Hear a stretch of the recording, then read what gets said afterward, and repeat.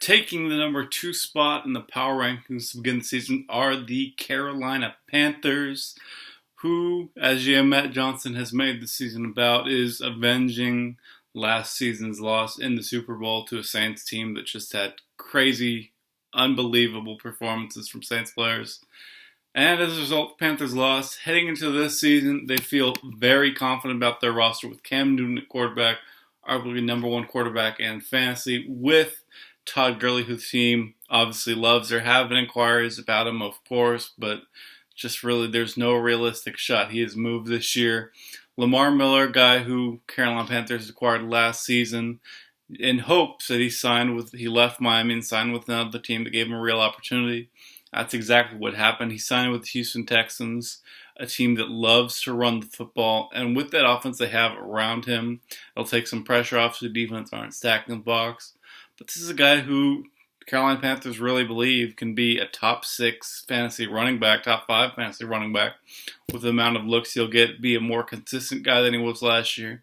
And they're just really excited about what he can do, especially paired with Todd Gurley for that 1-2 RB punch. Of course, as their RB3 flex guy, they have Doug Martin, a guy who they're still very high on. They have explored shopping him, seeing if they can find a different wide receiver, plugging in wide receiver 3. But as of now, they're going to stick with him at the flex. Still a young guy, had that big season last year after some injuries in the past. A big force with that Tampa Bay Buccaneers team. He's not going to get the PPR looks with Charles Sims, but he still gets more than enough carries to contribute. Top 12 fantasy running back this year, and as a flex, you have to love that. For insurance at running back position, they're really happy as well, although they'd be even happier if Dion Lewis didn't go on the PUP list. But when he does come back, they feel that in a PPR league, he can be a very good RB2. There is some less value with that because it's not full PPR, but still someone that's very high on a PPR league and what he can do for the team. And they also have to round it out, Amir Abdullah and Jonathan Stewart. Obviously, Stewart had the bigger year last year, finished as 16th running back in fantasy. They feel it gives them great depth. Position can fill in on any week when they need it. And also Amir Abdullah, a guy who they were very high on last year. He didn't go and contribute as a rookie the way they're hoping to. Reports out of camp this year very positive. He's going to be the featured back for the Detroit running game. And they feel confident that he can establish himself this year as a very good fantasy running back. Flipping over to wide receiver, we all know about Julio Jones, one of the 2-3 best fantasy wide receivers in the game. He's going to put up a lot of numbers this year, even if Matt Ryan is a really awful quarterback. But Julio gets the targets, and he's more than talented enough to make up for it. Allen Robinson, they expect there's going to be a little bit of statistical regression there. He may not be the number 6 fantasy wide receiver he was this past year. He may be more in the 8, 9, 10 range. But you know what? Given his upside, his youth, they are more than fine with that as wide receiver 2. Golden Tate is a guy who, they kind of took a chance on, gave up a second-round pick. Probably end up overpaying for that, but it's just a guy who's a wide receiver 3.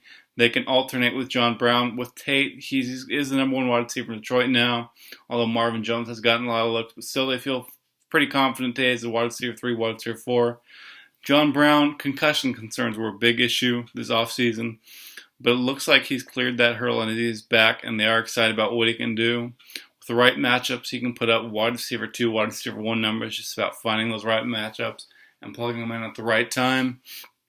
And they also have Josh Doxson, who is a guy who they know it may take a little while given the injury he had, but when he does come back, he should be able to contribute as he works his way up the depth chart. But really, this is a long-term play, a guy who they see him being Washington's wide receiver 1 with Kirk Cousins putting up the numbers and becoming a big either trade chip or wide receiver for them in the long term.